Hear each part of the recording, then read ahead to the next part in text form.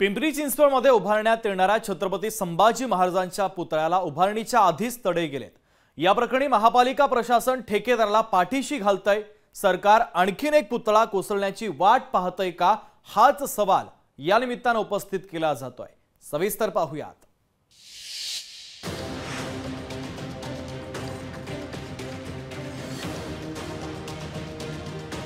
पिंपरी चिंचवडच्या मोशी परिसरात छत्रपती संभाजी महाराजांचा 100 फुटी भव्य पुतळा उभारला जातोय। या पुतळ्याच्या तळाच्या भागाला तडे जाऊ लागलेत। पुतळा उभारणी पूर्ण होण्याआधीच पुतळ्याच्या भागांना तडे गेल्यानं पुतळ्याच्या उभारणीच्या दर्जावर प्रश्नचिन्ह निर्माण झालंय। या संदर्भातले व्हिडिओ सोशल मीडियावर व्हायरल होत आहेत। स्थानिकांनी पुतळा बांधणीच्या दर्जावर काही सवाल उपस्थित केलेत। खरं तर ही गंभीर बाब आहे, अत्यंत संवेदनशील बाब आहे। महापालिका प्रशासन, महापालिका आयुक्त, संबंधित ठेकेदार, संबंधित सल्लागार यावर त्यांचं लक्ष आहे की नाही अशा प्रकारचा प्रश्न निर्माण होतोय। हे स्मारक, हा पुतळा दर्जेदार, चिरस्थायी टिकेल, उत्कृष्ट असा झाला पाहिजे, या संदर्भात त्यांनी काळजी घेतली पाहिजे। राज्यात महायुती सरकार आहे, त्यामुळे त्यांच्याकडून वेगळी काय अपेक्षा करणार असा टोला आदित्य ठाकरेंनी लगावला।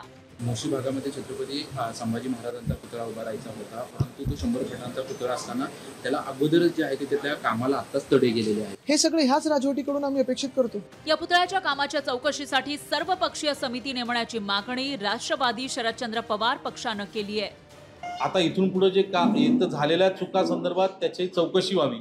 ती चौकशी आम्ही आता राज्य शासनाकडे, केंद्र शासनाकडे त्या चौकशी करण्याची मागणी करणार आहोत आणि इथून पुढचं जे काम होणार आहे त्याच्यासाठी एक समिती नेमावी। त्या समितीच्या माध्यमातून हे काम व्हावं, म्हणजे त्यात कुठल्याही त्रुटी राहता कामा नये।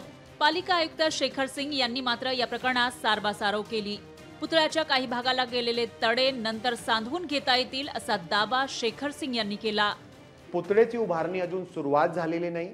त्यांचे वेगवेगळे पार्ट्सची निर्मिती होत आहे आणि वेगवेगळे पार्ट्सची निर्मिती व्यवस्थित रूप झाल्यानंतर पुतळ्याची आपली उभारणी आपण सुरुवात करणार आहे।